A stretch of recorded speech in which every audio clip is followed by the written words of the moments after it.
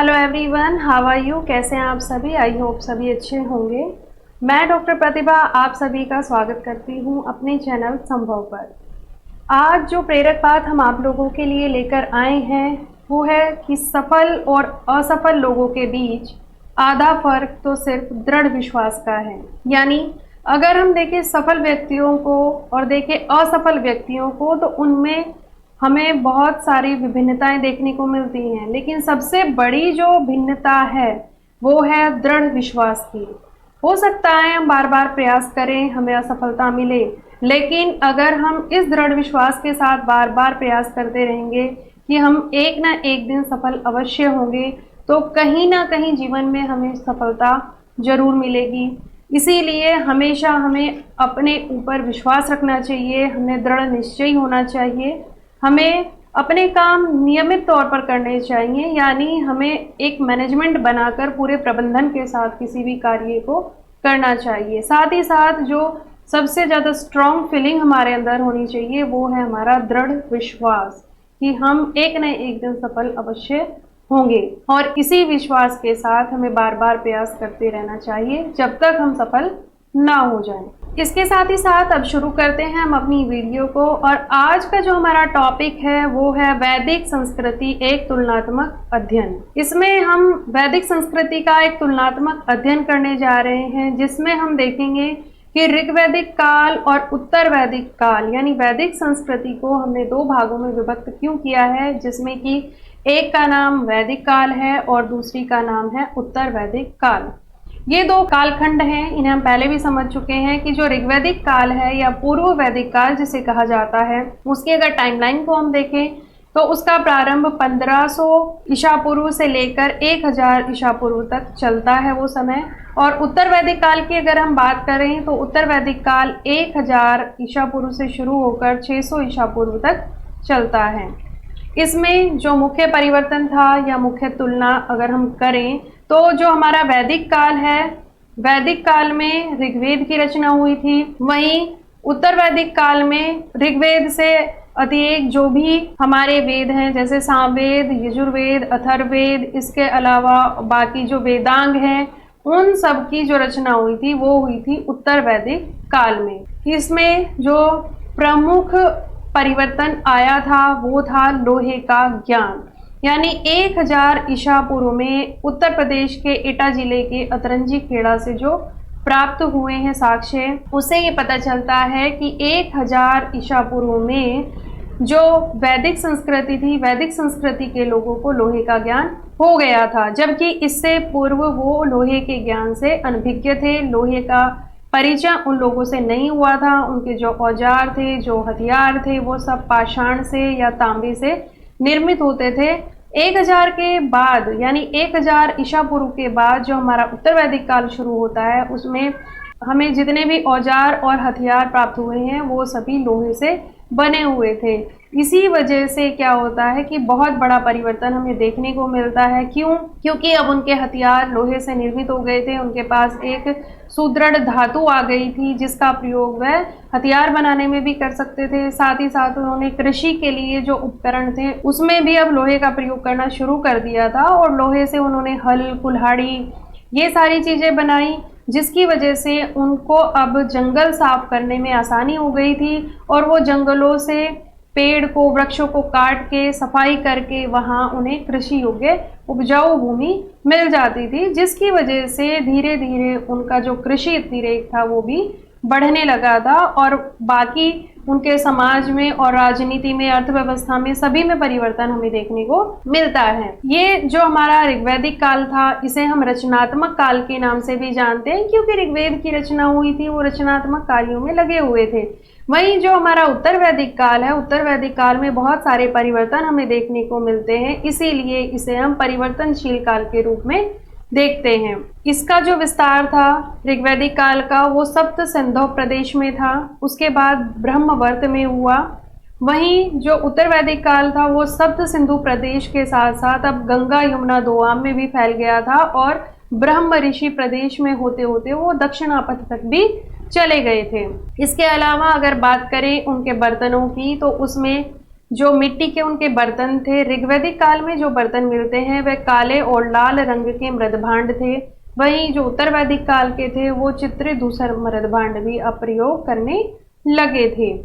इसके अलावा अगर हम वंश की संकल्पना देखें या परिवार को देखें, क्योंकि परिवार जो थी इनकी सबसे छोटी इकाई होती थी।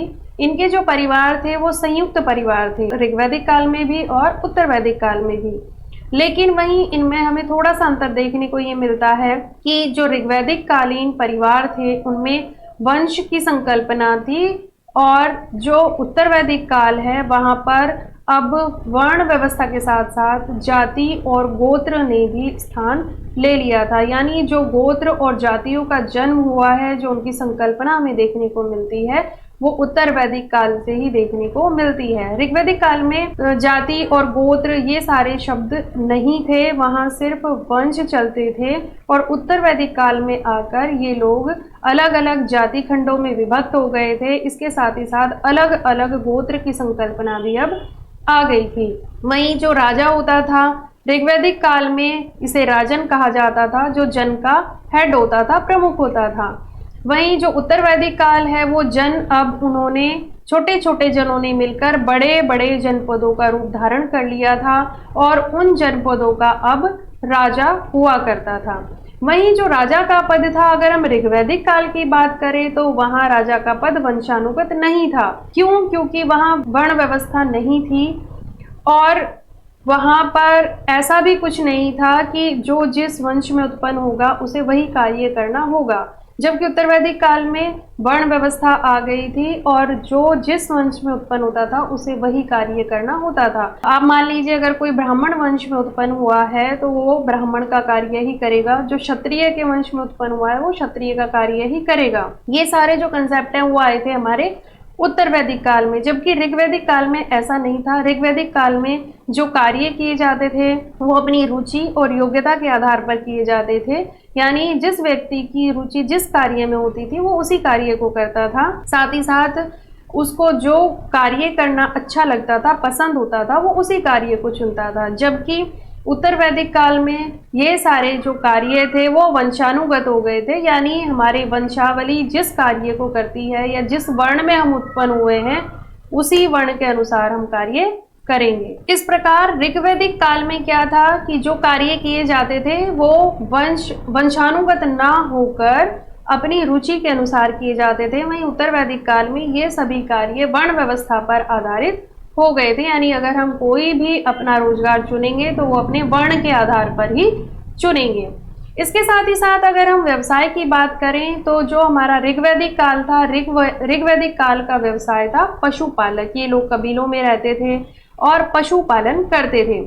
जो प्राचीन वैदिक आर्य लोग थे वो पशुपालक थे। पशुपालन उनका मुख्य व्यवसाय हुआ करता था। ये लोग दूध, मांस, चमड़ा ये सब प्राप्त करने के लिए गायें, भैंसें, भेड़ें, बकरियां, घोड़े ये सब जानवरों को पालते थे। ऋग्वेद में ऐसे साहित्यिक साक्ष्य भी मिलते हैं जिनके आधार पर ये पता चलता है कि इन लोगों का मुख्य व्यवसाय पशुपालक हुआ करता था। इसके साथ ही साथ जो गौ शब्द है, गौ शब्द से अनेक शब्दों का उद्भव हुआ जिसका अर्थ होता है गाय। जो धनी व्यक्ति होते थे उन्हें कहा जाता था गोमत। क्योंकि उस समय धनी व्यक्ति की जो परिभाषा थी वो थी कि जिसके पास अधिक से अधिक गायें होंगी। तो यानी जिसके पास अधिक गायें होंगी वही धनी होगा, वो धनी होगा, तो इसीलिए उसको गोमत कहा जाता था। वहीं बेटी को कहा जाता था दुहित्री। दुहित्री यानी जो गाय का दूध दुहने वाली थी। गाय का दूध दोहने वाली जो कन्या है उसे कहा जाता था दुहित्री। यानी बेटी के लिए जो शब्द प्रयोग किया जाता था वो था दुहित्री। इसके साथ ही साथ जो गवेषणा शब्द है उसका प्रयोग किया गया था गायों की खोज के लिए। यानी गायों की खोज की जाती थी तो उसे कहा जाता था गवेश। गवेषणा शब्द जो है, गवेषणा शब्द का जो शाब्दिक अर्थ है वो है गायों की खोज करना। लेकिन इस शब्द का प्रयोग जो ऋग्वैदिक काल में किया गया है वो लड़ाई के लिए भी किया गया है। क्योंकि उनका जो व्यवसाय था वो पशुपालन था, और मुख्यतः ये देखा गया है कि ऋग्वैदिक काल में जितनी भी लड़ाइयाँ या युद्ध हुए हैं वो गायों को लेकर ही होते थे। यानी अगर कोई राजा या कोई जन जो होते थे वो युद्ध में हार जाते थे तो उन्हें युद्ध की भरपाई के रूप में बहुत सारी गायें जो उनके पास धन के रूप में होती थी वही उन्हें दूसरे राजन को देनी होती थी। तो इसीलिए युद्ध के लिए उस समय जो प्रयोग किया जाने वाला शब्द था वो था गवेषणा। अब अगर हम बात करें उत्तर वैदिक काल की, तो उत्तर वैदिक काल में जो व्यवसाय था वो मुख्य रूप से कृषि व्यवसाय अब हो गया था। उत्तर वैदिक काल में देखा गया है कि कृषि की उपज के लिए या कृषि अतिरेक बढ़ाने के लिए वो लोग विभिन्न प्रकार के धार्मिक अनुष्ठान भी अब करने लगे थे। वहीं वस्तु विनिमय प्रणाली दोनों ही काल में हमें देखने को मिलती है। वस्तु विनिमय प्रणाली हमने पहले भी समझी है कि एक वस्तु के बदले में दूसरी वस्तु को लेना, यानी अगर कोई फसल हमारे पास अतिरेक के रूप में है यानी अधिक है तो हम उसे किसी दूसरी फसल से भी बदल सकते थे। इसके साथ ही साथ उन्होंने अब हल की खोज कर ली थी, यानी लोहे की खोज हो गई थी, तो लोहे से उन्होंने अब हल बनाना सीख लिया था, कुल्हाड़ी बनानी सीख ली थी। तो उन्होंने जंगलों को साफ करके अब उपजाऊ भूमि तैयार कर ली थी। इसीलिए जो उनका मुख्य व्यवसाय था अब वो कृषि हो गया था। इसके साथ ही साथ इंद्र को वो लोग कृषि का देवता मानते थे, क्योंकि इंद्र की कृपा से ही माना जाता था कि बरसात होगी और बरसात से उनकी जो भूमि है वो और ज्यादा उपजाऊ हो जाएगी, यानी जो फसल होगी वो और भी ज्यादा अच्छी होगी। इसके अलावा अगर हम देखें कर व्यवस्था को यानी राजस्व व्यवस्था को, तो जो ऋग्वैदिक काल था, ऋग्वैदिक काल में स्वेच्छा से कर दिया जाता था, जिसे हमने बलि के रूप में समझा है। यानी किसी भी किसान के पास या कबीले के किसी सदस्य के पास कोई फसल अधिक हो रही है या कोई और चीज है जो उसके पास अतिरिक्त मात्रा में है, तो वो राजा को जाकर स्वेच्छा से बलि के रूप में चढ़ावा चढ़ाता था। जबकि अगर हम उत्तर वैदिक काल की बात करें तो उत्तर वैदिक काल में नियमित रूप से उन लोगों को कर देना होता था, यानी एक नियमित कर व्यवस्था अब लागू कर दी गई थी। अगर हम बात करें शिक्षा की, तो शिक्षा में ऋग्वैदिक काल में सबसे पहले उपनयन संस्कार होता था। उपनयन संस्कार के बाद फिर उन लोगों को शिक्षा ग्रहण करने के लिए भेज दिया जाता था गुरुकुलों में।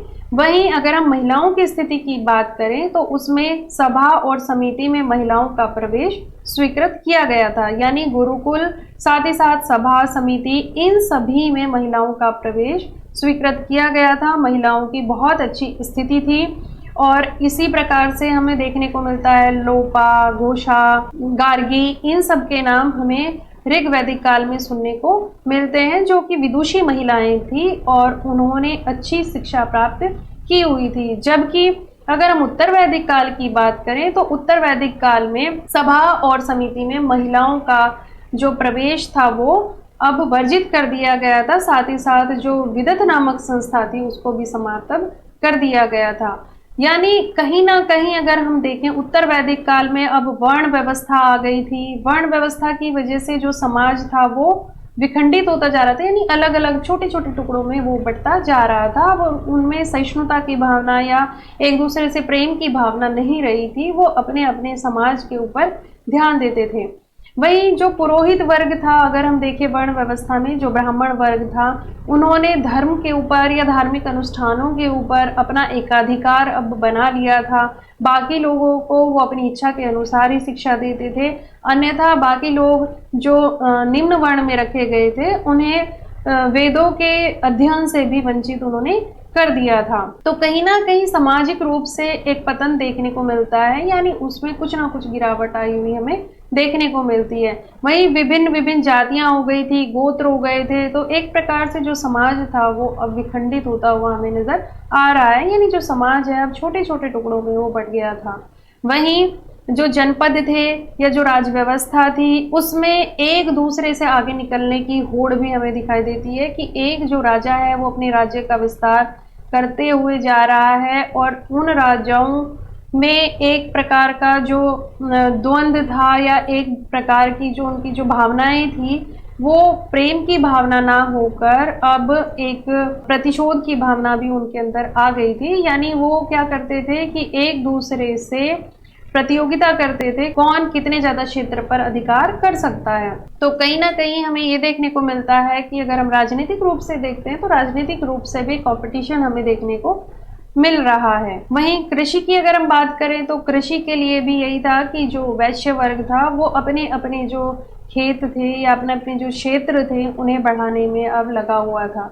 तो कहीं ना कहीं अब हमें ये देखने को मिलता है उत्तर वैदिक काल में कि जो जीवन का एक शांत भाव था वो धीरे धीरे समाप्त होकर उसने प्रतियोगी भावना को जन्म दे दिया था, और इसीलिए इस काल को परिवर्तन का काल भी कहा जाता है। यानी हमें बहुत सारे परिवर्तन अब हमें देखने को मिल रहे हैं हर क्षेत्र में, चाहे हम समाज की बात करें, राजनीति की बात करें, अर्थव्यवस्था की बात करें, प्रत्येक क्षेत्र में हमें परिवर्तन देखने को मिल रहे हैं। तो ये तो बात थी वैदिक संस्कृति के तुलनात्मक अध्ययन की। इसी प्रकार से बने रहिए हमारे साथ और हम पूरे इतिहास को क्रमबद्ध तरीके से आपके लिए लेकर आएंगे।